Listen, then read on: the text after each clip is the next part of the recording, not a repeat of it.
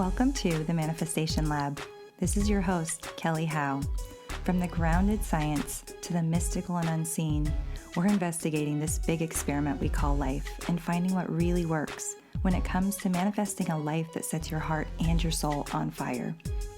Welcome to the lab.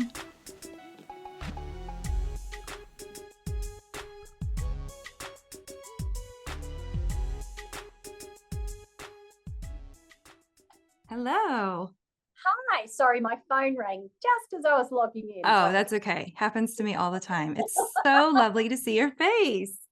Thank you, and thank you for the invitation. Laura said she had a wonderful chat to you. Oh, so she's just wonderful. I feel like we could be best friends if we lived, a whole half an earth closer to each other. Yeah, totally. Oh, that's fantastic. No, very happy to talk and go wherever we need to go today. I love that. Thank you so much for being with me. I have to admit, this is a manifestation coming true for me. So that's fun. It's really, really fun. Wow, that's fabulous. That's so yes. good. Oh, yeah. I think you're like the coolest thing out there, Peta. I know we're being recorded. Oh, that's just lovely. Thank you. No, this is what my podcast is all about. I love catching the candid moments, but it is true. I think you're super cool, and I've been wanting to tell my daughters that when I go home. People think I'm super cool. They'll just know what? I'm going to send you this portion of the recording, and you can just put it on your phone when you're having one of those days. And you'll be like, you know what? People in America think I'm cool. That's so cool. Thank you, Kelly. You're welcome. Well, listen, I know that you're the queen bee of the science of tapping. And funny enough, I have been putting together a Science of Tapping podcast episode that I was going to solo, but I honestly was on your Gaia show. I was pulling together all this stuff, and I was really literally just going to parakeet back everything that you say. So I thought, why not just, talk to you directly and get all this information from the source. I'm so obsessed with everything that you're putting together and pulling out for the EFT community. And it's just so exciting. So I want to start with, yes, we're going to get into the science. We're going to go there for sure. But I want to know, what was your upbringing like, and how did that lead you to wanting to get into the psychology space? Oh, wow. I don't think anyone's ever asked me that on a podcast, but let's go there. So I wanted to be a lawyer. So no way. I didn't even know psychology existed, and it was, back in my day, quite a new field. Not so much these days. Every child wants to be a psychologist. But I watched too many law shows, particularly in American LA law with Corbin Bernstein. So I'm just like, I could be a lawyer. I think I was probably drawn to wanting to defend people. And it was more that kind of, more so than the prosecution. And, come from a family of teachers. So quite like the idea of standing in a courtroom and, doing some sort of, which is funny for an introvert, of course, Oh, I've got that too. I'm one of those ambivert, I've got a lot of introvert qualities, but then here I am doing this. So I get it. Yeah, totally. But the other flip side of that was I was an anxious child. So I am the eldest, and I didn't know at the time, but I probably actually would have been diagnosed with generalized anxiety disorder. I was just a worrier. I was quiet. I was an introvert. I was incredibly perceptive and intuitive, but I didn't know that was a strength necessarily. So therefore, I would misread my body sensations as something bad was going to happen, more so than, a high emotional intelligence or whatever. So that was sort of in the background. By the time I get to university, and I do a year of law, and went, oh, this is a bit dry and boring. And I was flicking through the handbook to find an elective subject and found Psychology 101, did it and went, why have I never heard that you can change your thoughts and you can change, your life, and of course, change my whole degree. And it was sort of a couple of years after that in running a lot of eating disorder support groups, because that was my clinical area, because I just understood the anxiety behind those kind of body concerns. A colleague at the time said, I've come across this really weird technique, and I wrote about this in my book, and I had no idea what it was talking about. I'm like, what are you saying? And he's like, it's a bit strange, but I think it works for anxiety. I dismissed him for a couple of months, and then saw an outcome in the support group of a young girl. She was having a panic attack. He took her outside. Within a couple of minutes, she was calm. And of course, that then led me to wanting to know what was this weird technique. But the application in the early days was for myself. So I profoundly shifted my own nervous system because I'm like, I finally found, and meditation wasn't a thing really at the time, but I'd finally found something for me that helped me become and regulate my system.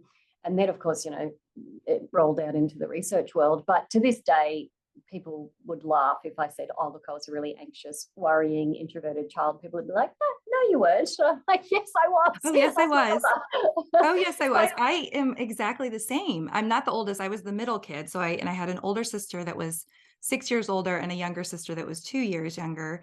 So, but I had so much of that same, like I just worried about everyone and just so much physical, visceral experience with that worry. And I never had a diagnosis either. And I don't think anybody around me probably would have thought that because I was, fine, but I was not. I was not fine. And tapping was the same for me. I had to like have this come to Jesus of like, I guess I have anxiety. And even still, when I say that, I have friends that are like, really? And I'm like, oh yeah. Oh yeah. Like it was so bad. And I didn't even know. I was in complete denial and just unawareness that was what that was. I totally. honestly Yeah, thought so something's this is wrong, something's wrong with my body. There's something yes, really wrong with yeah, me.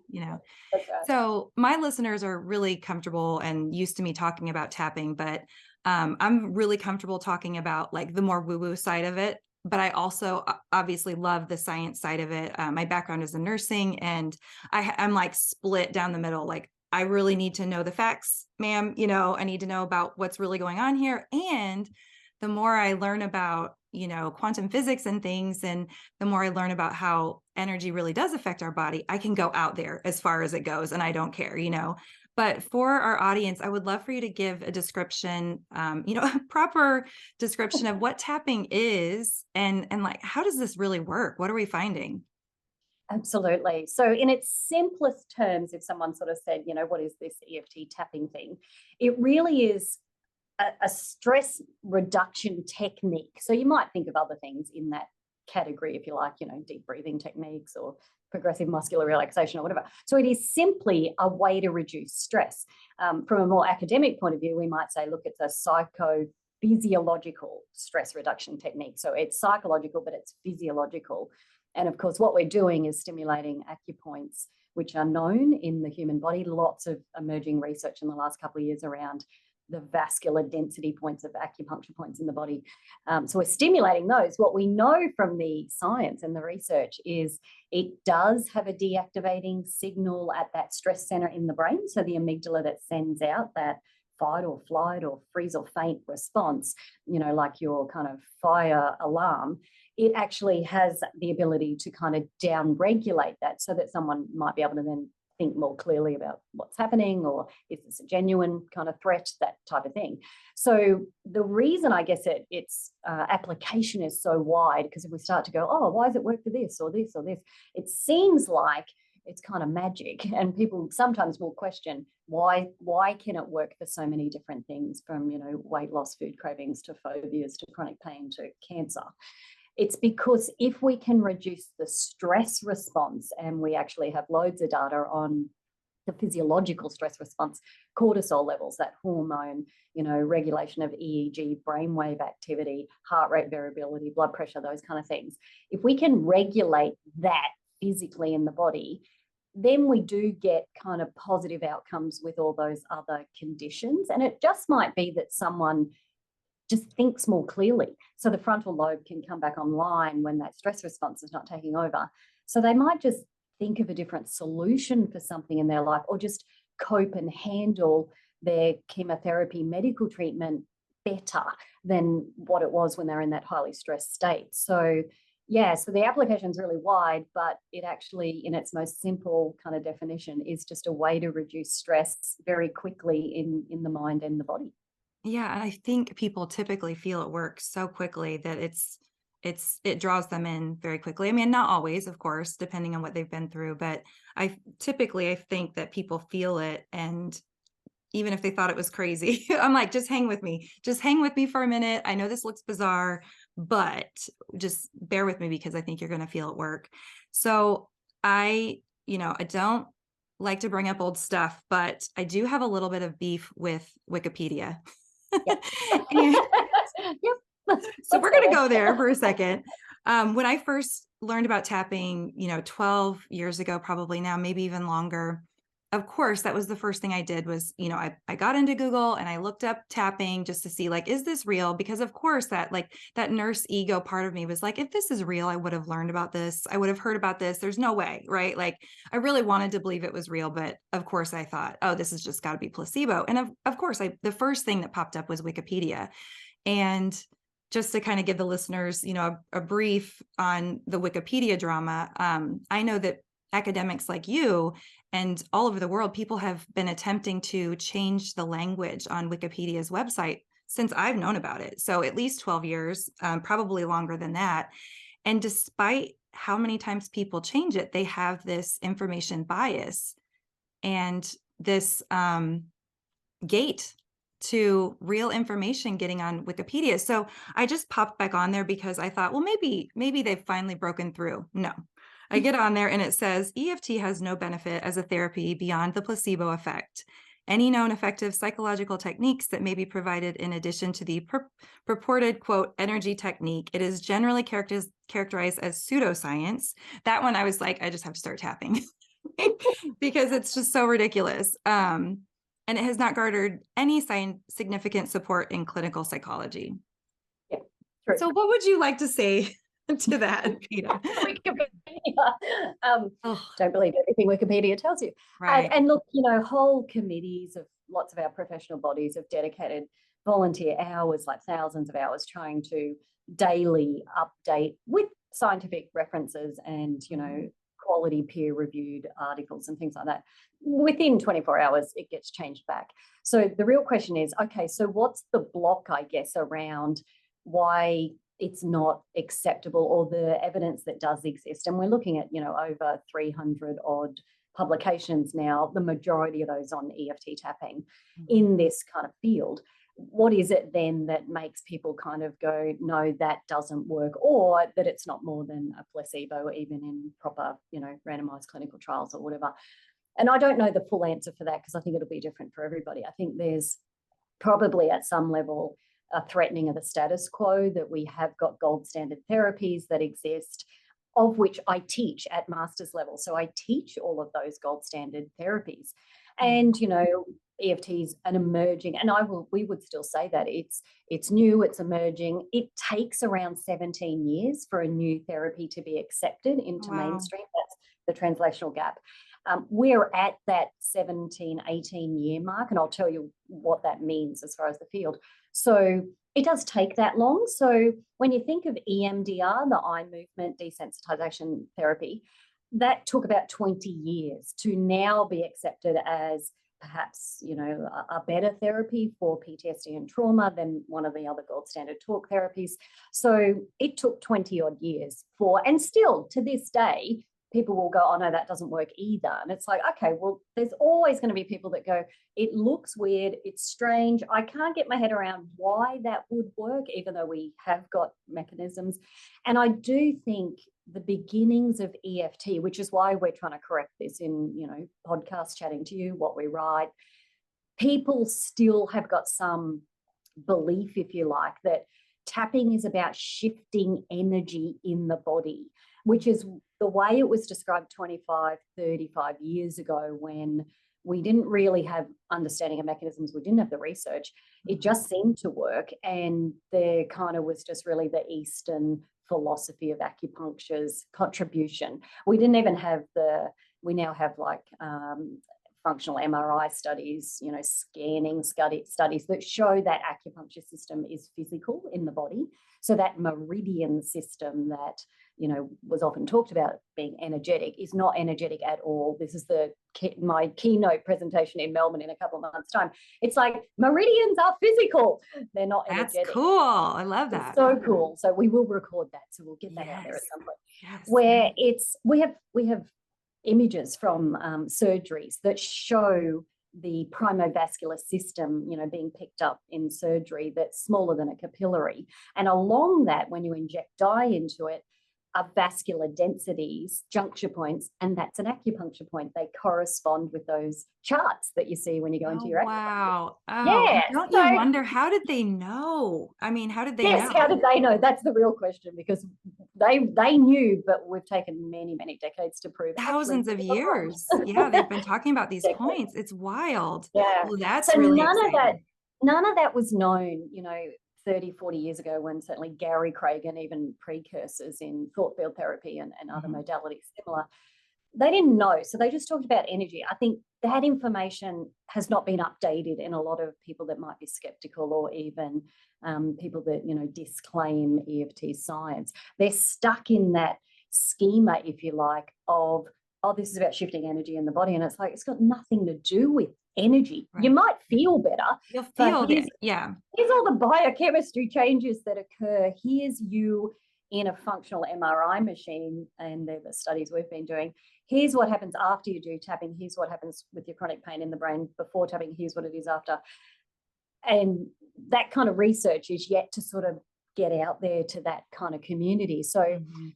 how do we handle Wikipedia? I don't worry about it. Like, I Yeah. just, okay. And our students going through their schooling systems are taught, do not look to Wikipedia, even if there was something that genuinely was updated. It should not be a source, a credible source, because it's open source, it's open access. Anyone can write anything. I could go in and write something about cognitive behavioral therapy that was inaccurate. So, Right. yeah, the students coming through our universities now are like, oh, no one looks at Wikipedia. And I'm like, oh, Yeah. good. So in a couple of generations' time, they just won't ever worry about Well, it. I'm so happy to hear that is the general consensus. I learned that a long time ago, and I am happy to report that it used to be the first thing that popped up when you would look up what is EFT. It would be like right there at the top, and so I would have clients come to me and say, "I looked it up, and this is what it said," and I had to go through the whole rigmarole of, "Well, this is what's going on." But I am happy to report that it wasn't even on the first page. I had to go hunting and looking for it. So, and I didn't even, I questioned whether I was even going to bring it up, but I wanted to make the point that even when there is really strong evidence towards something, there are these information blocks out there on different sites. And I agree, Wikipedia is not one of the ones that I would go to for accurate information. And I think what's scary is that people can change it. So you could go in and put in wrong information. However, academics like yourself could go in and change this every single day, and real information doesn't somehow make it to the website. So I think I just wanted to key people into, just because you read it somewhere and Wikipedia seems credible. I don't know, at least it used to. Hopefully people are kind of keyed into that now, but I just wanted to show a little bit of how real information just sometimes doesn't make it out, because people have those biases and they just won't let it. So, and I've done much tapping on that frustration. So thank you, Wikipedia. I've gotten so much healing from your ignorance. But okay, so you spoke of the Harvard studies that have been, I think that you said maybe 10 years that they've been going on. Could you talk about that at all? Yeah, so Harvard University was one of the first that was looking at acupuncture points in the body and the impact in the brain. So traditional acupuncture, as in put the needle into that acupuncture point. They did a range of kind of scanning studies, so functional MRI, those kind of CAT scans, that type of thing, to see what happens when we put, and this was before we knew the primovascular system was a physical entity in the body. So they would put them in the known acupuncture points, the needles, and have someone, think about something stressful, that type of thing, to see what would happen in the brain. And that is where that information first came out, that if you stimulate an acupuncture point, an acupoint, when you're feeling that, it has a deactivating signal or impact, if you like, on the amygdala. So that research was quite thorough. They spent 10 years researching that. That's all published. People can read that. Obviously, the extension of that has been the research that in EFT, because we don't use needles, we're just stimulating the point with that tapping technique, has been then looking at, EEG, brainwave activity, functional MRIs, that type of thing, cortisol testing, blood pressure. So extending the biochemistry to say, okay, well, what happens when we do tapping? We stimulate that acupuncture point, not with the needle, but with tapping. do we get the same impact? And are we getting it physiologically, not just from someone saying, oh, I feel better, or, oh, I'm not so worried now, on a subjective level? So the field's been really, I guess, focused on, which a lot of other talk therapies haven't replicated. They just have all these studies that show self-report questionnaires. That EFT really has been focused on looking at the physiological outcomes of this technique, like what happens to the body when we actually do the tapping. Yeah, and I know that you outlined in the Gaia special, you talked about, I think it was a meta-analysis that talked about the efficacy, and you don't have to go into the details of it, but could you kind of briefly talk about just how exponentially powerful those results were? Yeah, so there's been a couple of meta-analysis, which just means in layman's terms, there's enough randomized clinical studies. They're the peak of the field, you know, the bee's knees, we call them in Australia, the best. And there's enough of those that you can look at all the data together. So up until kind of, you know, a couple of months ago, there was one on PTSD, post-traumatic stress disorder. I think there were 7 studies that were analysed. There was one on depression, one on anxiety, and a couple of others have emerged. We've just updated the PTSD one, my team. So I will talk about, because I want to talk about that translational gap and come back to that in a minute. Oh, yeah. What we look at in a meta-analysis is compared to maybe a control group. So that could be, you know, a group that waits or does treatment as usual, or it could be a gold standard comparison therapy. So lots of the studies will compare to CBT, EMDR, other narrative therapies, that type of thing. So the effect size that we're looking for in a meta-analysis at a numbers level is, you know, looking at, well, how good is EFT for that condition compared to either one of those others? So normally we look at a number out of 1, so 0 to 1, and that just means the closer it gets to 1 as a decimal, the more that we can really say the outcomes are due to EFT or the treatment that you're investigating. So the effect size for PTSD in that first paper was 2.96, which That is is a very large amazing. effect size. We have updated that paper, added some papers in. Our effect size is about 1.87. So still what we would call a very large effect size. So what that really means, just to kind of, anyone's like, what's the anxiety and depression meta-analysis effect size? Depression was about 1.4 and anxiety was about 1.23, top of my head. So again, they were all very large, meaning the outcomes that the people report in the trial after they've had the treatment, EFT, have to almost be 100% due to the EFT. That is not, and that's what that means, and in comparison to whatever they're comparing to. So yeah, it's really interesting when you start to have a look at the level of research, and that's really what the academic world wants to see is, okay, well, how good is it compared to something else? And it's like, well, it's this good, and people go, huh, okay. Right.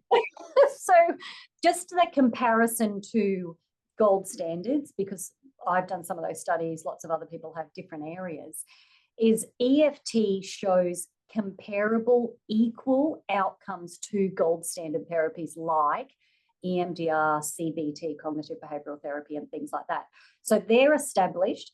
EFT's outcomes are equal at the time points, which is a good thing, but they achieve their outcomes in half the time. So if you look at 6 and 12 months down the track, okay, how did it hold up? Oh yeah, it's the same as CBT, or oh, it got the same outcomes as EMDR. When you look at how long did it take the EFT people to achieve it, then that's where the difference shows. So the difference might be 5 sessions compared to 24 sessions. Wow. Or in my case, an 8-week food craving program compared to 6 months for the CBT people to reach their gains and then maintain them. So I think that's the thing. So journals don't like us to write the word superior. I have to tap on that. Right. Go ahead and start tapping. They make me write non-inferior. I'm like, oh, okay. They say, wait, they make you write non-inferior? Non-inferior. They're like, it's non-inferior. I'm like, well, it achieves it quicker. I mean, the word superior is there for a reason. I know, they've got issues. Anyway, take that. So it is that, okay, it's comparable. That's a good thing. It means there's another choice. You used the word choice before. People have a choice then of what they want to access, knowing the validity is there and the evidence. But if time and cost is an issue, or access, so rural, remote people, they can achieve the outcomes as a gold standard, but in a faster time point. And sometimes that's important for people, particularly if something's going on at health crisis level, or money won't stretch for 24 sessions, that kind of thing. So that's what I'm all about. I was never trying to prove that EFT was better than anything else that we've been teaching for donkey's years, because of course we know those kind of things work. But it is efficient in terms of its application and for regulation. And I'm probably just impatient. I'm like, can we get it done quicker? And no, that's how I feel too. I was talking to somebody recently and they were talking about, the need for really stretching it out and making it slow. And I think for some people that is so true, that they need to be very delicate and take a lot of time. And of course, if they have, more like complex PTSD and, just making sure that you're not rushing into it. However, for me, I was like, I don't want to be anxious anymore. And I want to get there as fast as possible. And when I found tapping, I didn't know that it worked faster than other things. I just know that it worked fast for me. So I will say that for me, it was superior to other things that I had tried, in the sense that it got me results very fast and I felt it very quickly. So I'll use the word superior. You don't have to, Peta. You don't have to. You can have it. I will just take that for you and do that for you. So I know you do a lot of research and tapping groups with things like cravings and weight loss. Talk to me a little bit about, like, what are you the most excited about right now with that? Yeah, so we've spent a good 12 years in that space, mainly because it was an extension of my clinical work in eating disorders. And, you do need kind of lots of numbers, sample size to go through. So it was much easier to kind of go, all right, we've got an obesity crisis here in Australia. I wonder if we reduce food cravings in that there's no willpower needed. People just don't eat that food anymore because they don't desire it. Will they lose weight over time? So we've been sort of exploring that for a dozen years now. And it's not surprising, but we see so much that we still go, wow, is people forget the food that they actually did their tapping on in, a 4-week program, a 6-week, an 8-week program. And when you go back to them 6 months, 12 months, we've even done 2-year follow-up, they literally can't remember the food they and they bring it in. So it's always exposure therapy. The food is in front of them. You should come into these groups, 15 people holding all these different food items, tapping on their roast chickens and chocolate bars and things, it smells amazing. And then go, oh, I don't want to eat that. And so when you remind them, even 2 years later, oh, you were eating, I don't know, 10 chocolate bars a day, they literally go, was I? We just still laughed. Isn't that amazing? Evidence of that neurological shift, that I love that no willpower is needed, that I watched, my mother and aunties and all of those back in the 80s going through their diets and, getting cranky about having to resist and feel deprived or whatever. And you kind of go, wow, we don't need any of that anymore. You just have to get rid of the intensity of that desire, and it literally leaves your repertoire of foods, to the point where clients have said, and participants have said over the years, oh, I don't even walk down that aisle in the supermarket. I don't even think about it.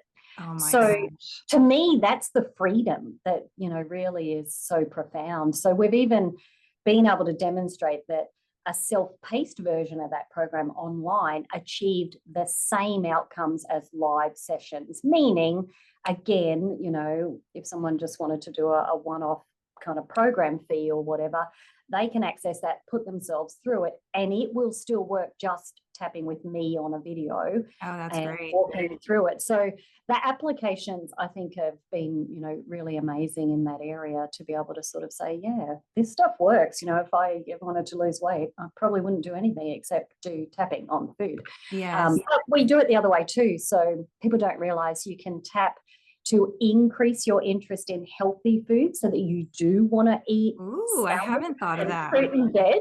So we teach them that, and we also teach them how to increase their desire to want to exercise, so that exercise feels like, and movement feels like, kind of a natural thing that you want to do every day. So we target all of that kind of in a program of an 8-week kind of length, where, yeah, it's not just about, okay, get rid of those foods and hope you don't substitute it for anything else.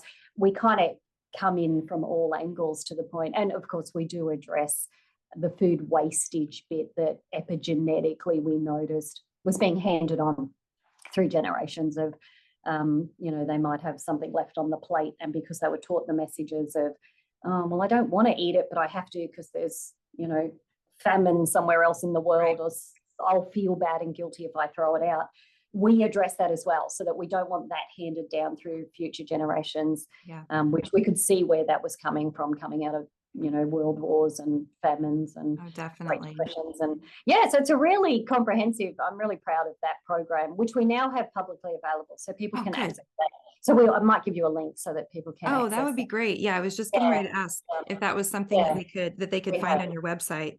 So do you, in that, is there any of the going back and finding memories that create the emotional eating? Could you talk about that a little bit?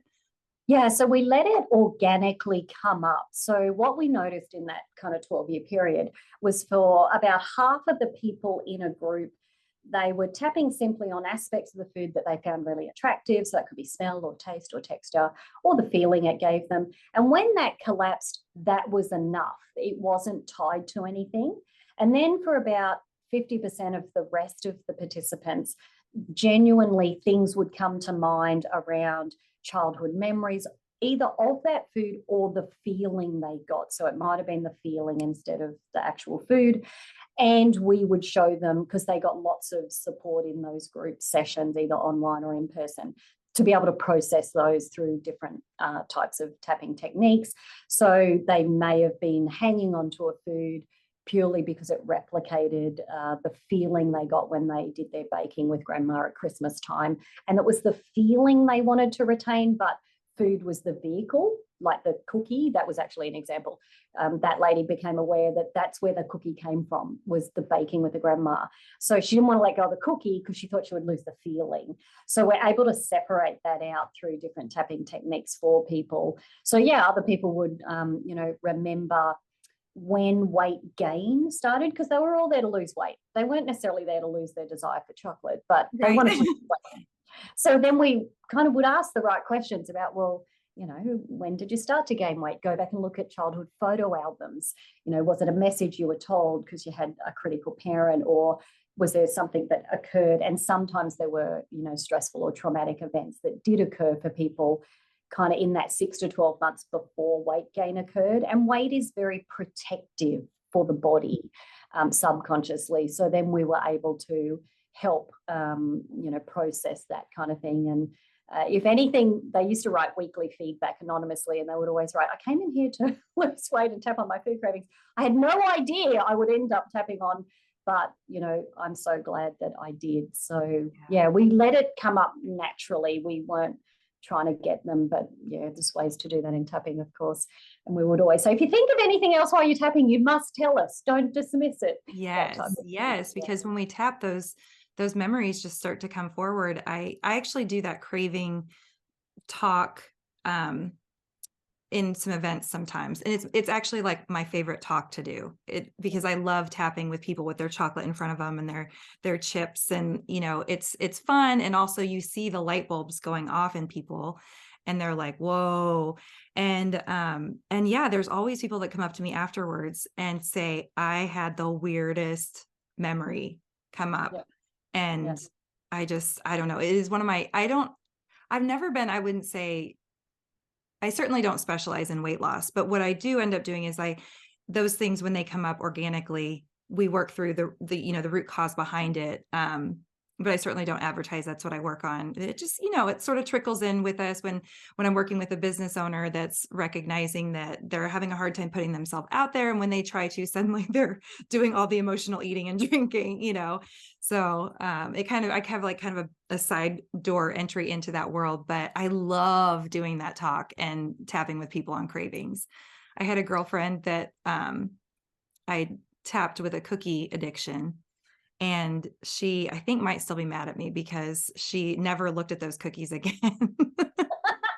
She's like, they actually smell disgusting. My husband, who's an engineer, not in my world at all, we tapped with him for a certain type of chocolate bar, and that was probably 15 years ago. He still says to this day, you ruined those chocolate bars for me. And I'm like, do you ever feel like one? And he's like, no. but that doesn't matter. You ruined them. I'm like, okay. Yeah, you broke me. You broke it. Well, so what would you say about the very first time I tapped for craving? I wasn't actually strongly in a craving, but it was in a, in a EFT course, and I love chocolate, but when I tapped, it actually tasted better. What would you say about that? That hasn't happened to me ever again since then, but Yeah. it actually tasted better. I could smell it more. So what would you say about that? Sometimes when we very first, and food, if we're having it there as that exposure element, obviously can make it quite impactful. The first time we tap and tune into maybe, an aspect, and that could be smell or taste or whatever it might be, often you actually engage with it. So it's like that part of the brain engages. And so as you start to tap, you might become more aware of the intensity of the smell. It might be really creamy or chocolatey or whatever, or sweet. But as you keep tapping, so sometimes people will take that as tapping didn't work, but normally it's only that very first kind of step. Because if you keep tapping on what's standing out to you, it actually will start to decrease. So anyone even out there tapping, perhaps, with an internet video or whatever, might find that something feels more intense even as a feeling when you first start tapping and saying out loud or engaging with what's happening. And again, don't take that as meaning, oh, tapping didn't work because my number out of 10 got higher. It actually means, no, that's where you need to start. So we would just say the answer is keep tapping, and it will actually kind of Keep drop off. going. Yeah. And it was in a workshop, so I'm sure it was like a short, maybe like 5 or 10 minute thing. So we didn't keep going with it, but it's never happened since. Usually when I tap and I have a craving, it's just kind of like, it just goes away and I don't even think about it anymore. You brought up something important that I was going to talk about. I was in a conversation with someone recently, and it was kind of like in passing, and someone made a comment, and I thought, I'm going to talk to Peta about this. And she was talking about EMDR, and she said, I tried EMDR, and I know EMDR is incredibly effective. I don't know a ton about it, but I know that it is so powerful. And she said, I didn't like EMDR. It triggered me. And I guess I would love for you to continue with that thought, because we know that it's not necessarily that it's triggering you, it's just bringing it to the surface. Am I right? Yeah. So EMDR and DFT, and we would say that, we're talking about a fourth wave in the therapy space, being more of these somatic based. EMDR would be included with that, in that kind of area, coming out of that cognitive kind of third wave, and derivatives like acceptance and commitment therapy and things like that. So, and like I said, EMDR has taken 20 odd years to kind of be embraced. But both EFT and EMDR are different to the third wave because they actually require you to engage with either the distressing memory, the distressing feeling, whatever's happening, food cravings, the aspects, just quick enough in the beginning to kind of get it engaged in the body. What happens then, and this is where, we would often say, probably don't do your own tapping with an internet video where it's not someone that's live, that it's a pre-recorded if there's distress, because unless you're, I guess, courageous enough or strong enough to push through and keep tapping, then if you abandon at that point where you've brought it up but you haven't done anything to shift it, you will feel overwhelmed and you will feel more distressed, or like she said, I was triggered by it. But all that tells me is it was abandoned at that point and the technique wasn't done, because EMDR taxes the working memory. So they use a bit of bilateral tapping as well. But when you hold that memory and then move the eyes, the brain can't do those two activities at once: hold distress, move the eyes. So that their mechanism, if you like, is about the working memory is taxed because of the eye movement. But if she didn't do that, or some of the other aspects, they use tone and they use tapping as well, then she would have been just left with that heightened state. And it's the same with tapping, that if someone pulls up a video, and it is why we say, look, internet tapping is completely different to what you do in clinical EFT. If you tap, become aware of a memory, and then abandon ship, you're left with that high level of distress. We say it actually shows you the technique worked really quickly, but you didn't finish it. So yeah, if anything, I would encourage someone like that to either go back and have someone support them Right. and finish it, or at least Mhm. try EFT or one of the other fourth wave Yeah. approaches. And I didn't, like I said, it was kind of in passing. So I didn't ask further questions. Like, did the intensity come down afterwards? And did you just not like being, in that intensity in the session? Or was it that you were kind of left hanging with it when you left? I didn't ask, but I do, I get those kinds of questions. And I always say it's not rainbows and butterflies, and we just have to kind of get through it, but you get through it and then it's gone. It's just gone. So the other question I get, and I have people comment a lot after I do like workshops and stuff, they say, I really prefer the tapping where I just like the videos where I just say affirmations the whole time. And I'm like, I know. Yep. I like And I, that too, but it's yeah, not actually going to get in and, help neutralize some of that discomfort underneath there. So I don't know yeah. if you have And anything to add to that. yeah, there is a massive movement out there, of positive tapping, and there's nothing wrong with positive tapping. We just encourage that we don't do any positive tapping till we've cleared whatever might happen. Otherwise, a bit like affirmations, they take a very long time to work otherwise, because the little voice in the back of the head that might go, you're not happy, you're not attracting wealth every day. Like, you might be saying that statement or affirmation as you tap, but if the little voice in the back of the head, people forget that that's actually the driver, and your world won't change. And again, people might think tapping didn't work, but it's like, because you've applied it incorrectly. It's not designed to tap on affirmations or positively. It's designed to actually decrease distress or a limiting belief around, wealth and abundance or creation or whatever. It's designed to reduce whatever the issue is there, so the other part can open up to, attract it, allow it, manifest it, whatever it might be. When people learn that, then, because that's my most favorite way of using tapping these days in my life, is goal setting.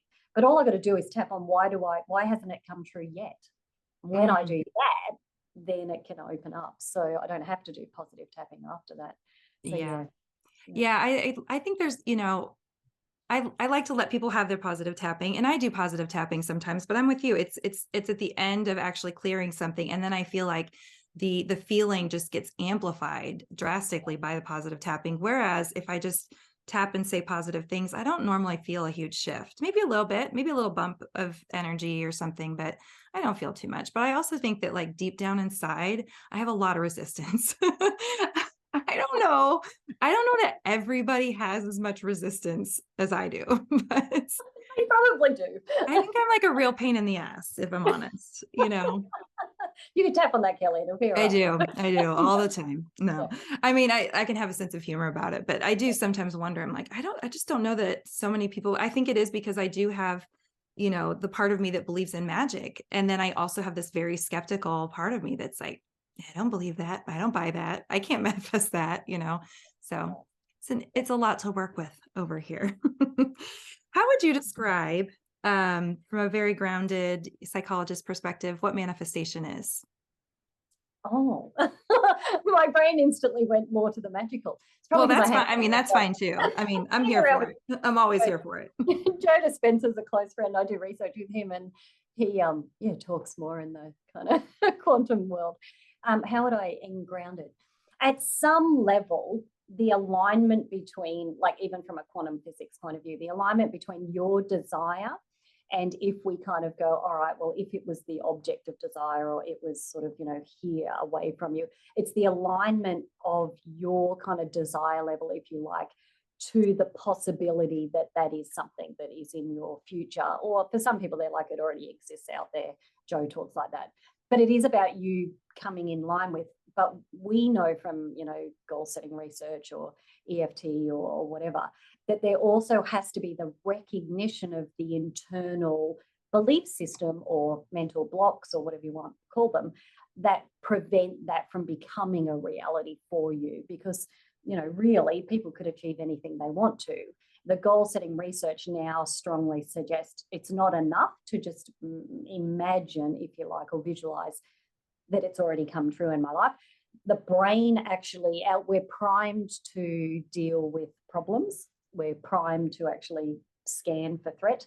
So the goal setting research actually says you actually do need to visualize yourself overcoming what it would take for that to come true. And that is a much more powerful manifestation process. So that comes straight out of the science literature, which is a kind of it's more acceptable to people as well, to kind of say, all right, well, maybe what I have to imagine is that I sit down and do the tapping.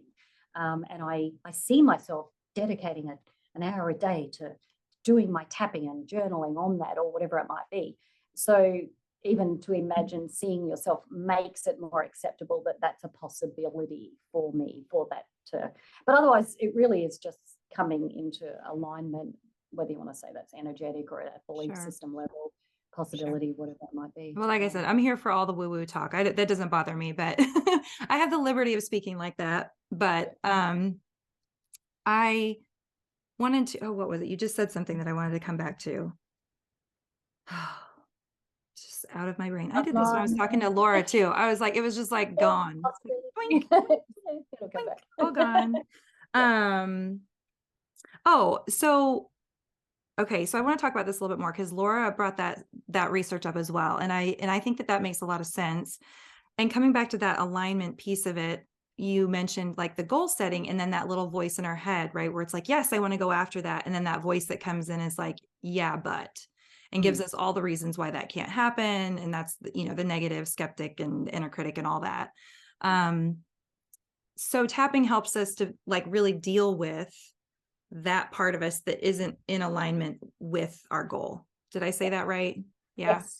Yeah. And then, so if you were doing something like you wanted to manifest more money, more financial abundance, what are some of I know this might sound like a weird question, but what are some of the specific obstacles that you would recommend people kind of visualizing and thinking through? Yeah, we would ask, first up, what does more money mean? Like, give me a more specific kind of, is it a dollar value per month? Just say someone comes up with, I don't know, $1,000 extra a month. Okay, don't have to worry about where that comes from. But so the next question really is to get the tail enders, is to actually sort of say, so why don't you have that extra $1,000 a month now? Because whatever next comes out your mouth, we would always say, write those down. They become the reasons, the rationales, the justifications that's that little voice in the back of your head. We can work out where they come from later, but it is about saying, well, why hasn't that happened yet? Now tell me all the reasons. And we don't judge them, we just dump them on a page. They then become the tapping statements if we're using EFT, where we kind of go, all right, well, how strongly do you feel about that out of 10? Let's just take one at a time. Let's tap on them until they no longer feel that strength or that truth about them, because people will go, oh, I don't know why I believe that. Let's move on to the next one and the next one and the next one. And all we're doing is sort of lessening the strength of those kind of beliefs or reasons, whatever you want to call them, until they're kind of close to 0 out of 10. And then people might state that kind of claim again, or that goal. I really want to earn $1,000 extra a month. How do I feel that that's a possibility? Don't have to think where it comes from. If the possibility is like, yeah, I think that's completely doable or possible, that might represent 9 out of 10 in terms of numbers, then we can either let it go and see what happens, or they might want to start to brainstorm, how could that possibly? And so it opens up that part of the brain that is creative, and because that's the part that's often being closed down for solutions and possibility because of the fear and the negativity and the worry and the limiting beliefs. So yeah, all we're doing in goal setting or manifestation is working out, well, why hasn't it happened already? That kind of thing. And then you answer that, and it just feeds you all of your beliefs about it, right? Yeah. It's brilliant. I'll give you an example just from because it just came to mind. So my husband has a belief that he is very lucky. That's a nice belief to have. He just goes, I'm a very lucky person. So my daughter, a couple of years ago, she would have been about 14, she said, so how come you haven't won lotto yet? He doesn't even buy lotto tickets. But she goes, okay, you believe you're very lucky. He's got a string of evidence of where that's come true. And he goes, oh, I don't buy lotto tickets. She goes, I know, but if you believe you're very lucky, then you probably believe. And he says, oh, I don't want to waste my luck on the lotto ticket. And that was my face. And I went, oh. I go, what does that mean? And he goes, oh, because the luck is limited. Oh my gosh. So we went, oh, write those down. Tap, tap, tap, tap, Like, tap. you want to do tapping? And he went, no. And I'm like, okay. So to this day, it still stands. But it's just the conversation about, so why hasn't that happened, or why isn't that the case, or whatever. So yeah, it's such an interesting question. And sometimes it can make people feel defensive because that's their belief. And unless you're ready to start to uncover it and do your tapping and change it, people feel safe with their beliefs, and so they want to keep them. So yeah, it just popped in. I'm like, oh yeah, he won't waste his luck on a lotto ticket. I love that. And so I'm like envisioning you like, please, can we just tap on that? Yes, I'm like, oh. Please. Yeah, I'm always begging I'm like, come on, baby, let's just tap on that. And he's like, no, no, I don't want to. I love that story. It's funny because when you asked the question, the first thing that popped in my head was, I'm not doing enough. And I was like, oh no, there's that again. Yes, yeah. Back to the drawing board. Then you can go deeper, you can really take that down the table leg and kind of go, all right, well, what's that about? Where did that come from? And it may go back to where the belief was formed. And it could be about the opposite, that if I wasn't doing enough, that got, judged growing up, and we don't have to go there. But do you know what I mean? Like, you can then take that down. And sometimes it feels like what you're tapping on or working on, it's got nothing to do with the first thing of the goal of what you wanted, which was, I want an extra $1,000 a month. But when you clear it, it clears so much that not only is that extra money, a given or a possibility, so many other things may have been impacted by clearing that one kind of childhood memory or belief or whatever comes to mind. Like, it's almost like you're going on an exploration and discovery to go, where does this come from? Yes, I love it. It's funny when you said that you wanted to be an attorney, I thought, I can see that, because they need to understand the psychology of the people in the courtroom. And there is this investigative process that totally overlaps with what you do. So I could see that. I could also see how it wasn't quite the right fit, but I think the whole lecturing of what I do now, might do kind of speeches at conferences, but I teach intensively for 8 hours, my students. And it's that similar, it's that sharing of knowledge, our research is the investigation, and it's like, oh, the elements were there, it's just that was the wrong kind of job. There's no way I'd want to work 80 hours a week. I'm like, oh no. No, thank you. Yeah. No, thank you. Oh my gosh, I love it. Let me just scan here and see if there's anything. I think I could keep going. I'm not going to keep you too much longer, but I had 2 pages of questions, so I'm just want to make sure I hit all the major ones. Oh, I did want to ask you about are you still doing much with the tapping in classrooms? Yes, yeah. So we have a whole movement, if you like, out there. So we've done lots of research in schools locally and published lots of those things.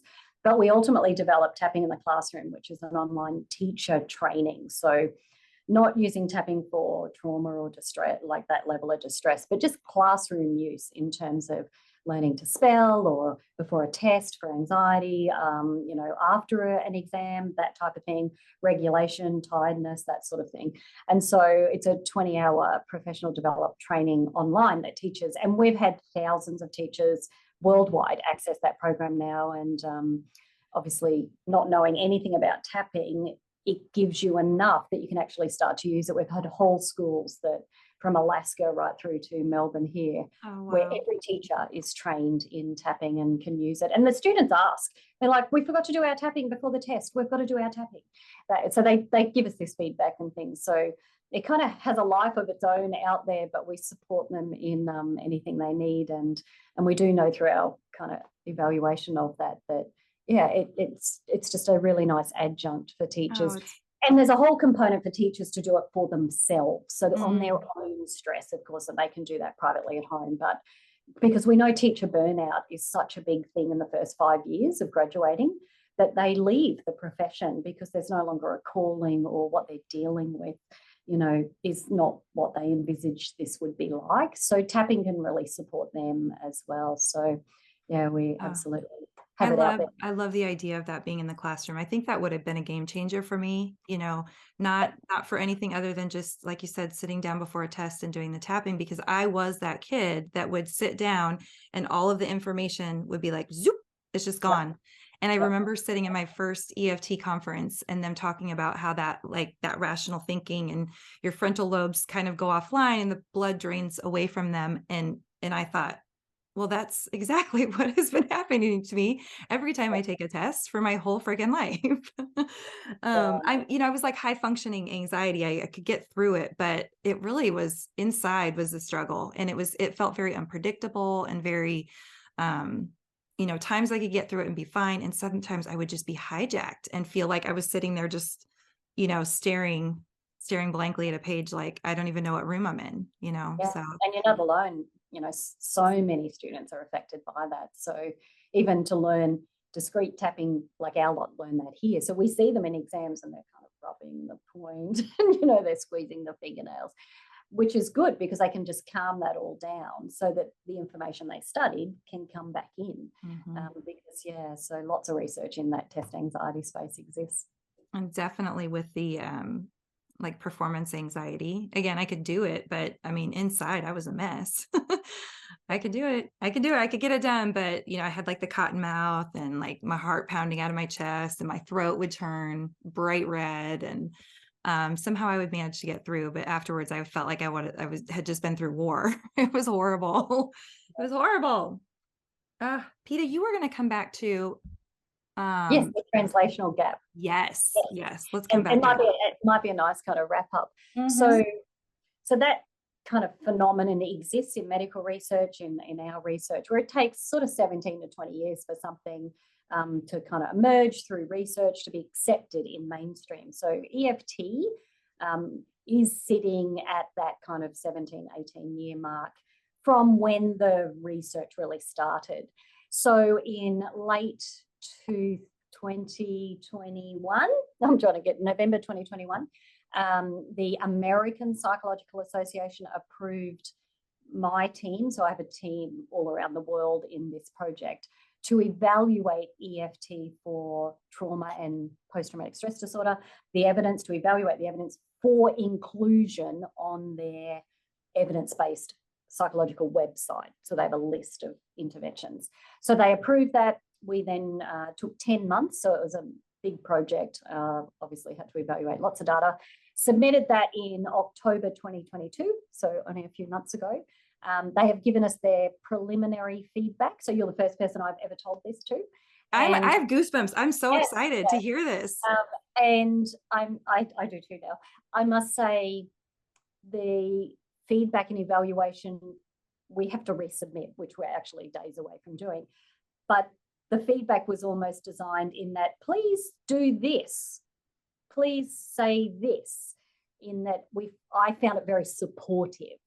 So Fantastic. we still obviously have to wait for, but we're talking about a meta-analysis here. That's why we updated that and the effect size. I can tell you the data shows that effect size of 1.86 for EFT over, waiting list, control groups doing nothing. And it's equivalent to CBT EMDR. So that's what that report will say. And so we just really have to wait for the APA to say, yes, we accept this, we double check the data and list it on the website. So that will be that 18-year mark. So when people sort of go, placebo or whatever, it's like, well, this is what we've been waiting for. It's very close. We already have a string that's long of organizations that approve EFT worldwide, from here to America to the UK to Canada. Loads of people have already approved it for use. And, it's been kind of qualitatively and quantitatively evaluated as being evidence-based. So, but the APA is what people want to hear. So when people go, is there any evidence? What they really want to hear is, has the APA approved it? Yes. So that's where we're at. So I'll come back and do a follow-up with you. Oh my gosh, that is so exciting. I mean, I am seriously, when you started talking about it, I had full body goosebumps. I know how long everybody's been waiting for this. And so once that is considered evidence-based, what does that mean for people that are, that want to have this done as a therapy, that want to find someone? What does that mean for them? Yeah, so it will have that trickle effect through to, practitioners in the field, whether they're licensed or not, because there is this kind of overarching body that says, yes, we think, but we've got to remember our evaluation has only been for PTSD and trauma. That same evaluation would have to be done for lots of other conditions, which eventually would happen over time anyway, e.g. weight loss or phobias or depression or whatever it might be. So this was the starting point. So ultimately, it will mean that perhaps, practitioners in the field will have more clients reach out to them because they feel confident that maybe there's, this overarching support from, an evidence-based organisation. And credibility, just Yeah, and credibility. credibility. And, ultimately it might mean that, Medicare and organisations like that will, do rebates for those that are licensed and able to claim so that people aren't out of pocket. We already have lots of organisations that, it's freely available, but it's probably exactly what you said. It's the credibility for some people, and Wikipedia and beyond. It's kind of hard to then say, well, if it's on the APA website, whenever that occurs, that it's placebo because they've decided that no, it's not, that kind of thing. So yeah. Far So beyond. it's not far away. I mean, we've been saying, look, we've been at a tipping point for about 5 years, but this really has been kind of the ultimate it's huge. step. Yeah, it's huge. And to be honest, you want to know what I tap on? I'm like, I didn't want to do this. Why I got this job? Like, how did I end up here? I'm like, you were the woman. You were the woman for the job, apparently. Yeah. Thank you, universe. At the same time, it is that kind of responsibility and it's huge. Like we can only work with what we've got, and yes, it tells a story. But to be honest, I have no idea what they'll say in the evaluation at the end. If not, then it is just a matter of knowing where the research has to go from here. So yeah, I did resist. You talk about resist. I had resistance. You have resist. We all do. We all do. You're probably not as much of a pain as I am, though. I did do tapping. Yeah, lots of tapping. I mean, I'm so much better. At least I know I have my resistance now. Yes. I'm an Aquarius. I don't know if you're an astrology person, but like I'm like that, like rebel without a cause kind of person. So I have to make sure my rebellion is like in alignment with something that's functional, that's productive, or I could just be like, I don't want to do that. I don't want to do that. Oh, this was so fun. Thank you so much for being here. This is, like I said, this is a huge manifestation for me getting to talk to you. I just think you're a lovely human, and I do think you're super cool. So I'm going to tell my daughters. Tell everyone. Great. I will. It's always fabulous to talk about tapping and the science and the evidence and what's happening. Yeah, we so appreciate you.